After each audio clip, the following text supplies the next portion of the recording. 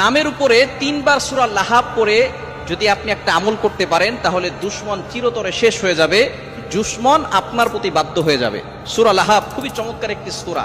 এই সূরা লাহাব এমন সময় আল্লাহ পাক রব্বুল আলামিন নাজিল করেছিলেন যখন আল্লাহ পাক রব্বুল আলামিন নবীজি সাল্লাল্লাহু আলাইহি ওয়াসাল্লামকে নবুয়ত দিয়েছিলেন এবং নবীজি সাল্লাল্লাহু আলাইহি ওয়াসাল্লাম সকলের কাছে তিনি দাওয়াত প্রচার করেছেন। তখন তার চাচা আবু লাহাব সে কিন্তু এক হাত দিয়ে পাথর নিক্ষেপ করেছিল। আল্লাহ পাক রব্বুল আলামিন তার জন্য বলেছে তাব্বাত ইয়াদা আবি লাহাবি ওয়া তাব, আবু লাহাবের 2 হাত ধ্বংস হয়ে যায়। সুতরাং যারা দুশমন আছে, এই দুশমনকে যদি আপনি কাবু করতে চান, দুশমনের ক্ষতি থেকে যদি আপনি বাঁচতে চান, সূরা লাহাব, ওই দুশমনের নাম লিখে যদি সূরা লাহাব আপনি 3 বার পড়তে পারেন, কিভাবে পড়বেন আমি বলে দিচ্ছি।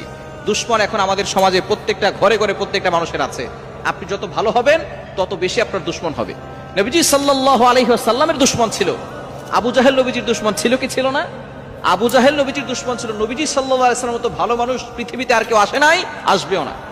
তার মতো মহানবী আর কেউ আসবেনও না এবং আসেও নাই। নবীজি সাল্লাল্লাহু আলাইহি সাল্লামেরও দুশমন ছিল।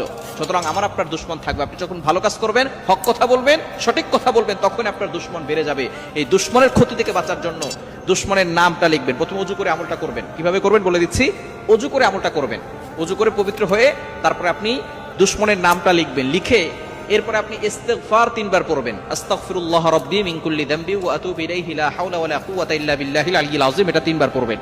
এরপরে দুরূদ শরীফ 3 বার পড়বেন। দুরূদ ইব্রাহিম পড়ার চেষ্টা করবেন। আল্লাহুম্মা সাল্লি আলা মুহাম্মাদ ওয়া আলা আলি মুহাম্মাদ কামা সাল্লাইতা আলা ইব্রাহিম ওয়া আলা আলি ইব্রাহিম ইন্নাকা হামিদুম মাজিদ।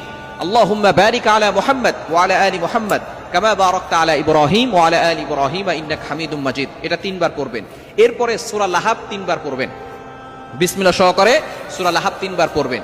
পড়ার পরে যেই ব্যক্তি আপনার সাথে দুশমনি করছে, আপনাকে ক্ষতি করার চেষ্টা করতেছে, আপনাকে বিপদে ফেলে দেওয়ার চেষ্টা করতেছে, ওই ব্যক্তির নাম 3 বার উচ্চারণ করবেন। এরপরে আপনি চোখ বন্ধ করে মনে মনে চিন্তা করবেন যে আপনি তাকে বাধ্য করতে চাচ্ছেন। এরপরে আপনি আল্লাহর কাছে দোয়া করবেন যে আল্লাহ, অমুক ব্যক্তি আমার সাথে দুশমনি করছে, আমাকে ক্ষতি করার চেষ্টা করতেছে, আল্লাহ তুমি আমাকে হেফাজত করো, তার ক্ষতি থেকে, অনিষ্ট থেকে আমাকে বাঁচাও। এভাবে যদি আপনি আল্লাহর কাছে দোয়া করতে পারেন, এই দুশমন আপনার বাধ্য হবে, দুশমন আপনাকে কোনো ক্ষতি করতে পারবে না, চিরতরে তার আপনার সাথে দুশমনি করা বন্ধ করে দিবে। সূরা লাহাব খুবই গুরুত্বপূর্ণ আমল। ইয়াকিনের সাথে যদি আপনি আমল করতে পারেন অবশ্যই ভালো ফলাফল পাবেন। 7 দিন আমল করবেন, টানা 7 দিন। ফজরের নামাজের পরে আমলটা করতে পারেন অথবা ইশার নামাজের পরেও করতে পারেন। যে কোনো সময় আমল করবেন, অবশ্যই ওযু করে করবেন, পবিত্র হয়ে তারপর আমলটি করবেন।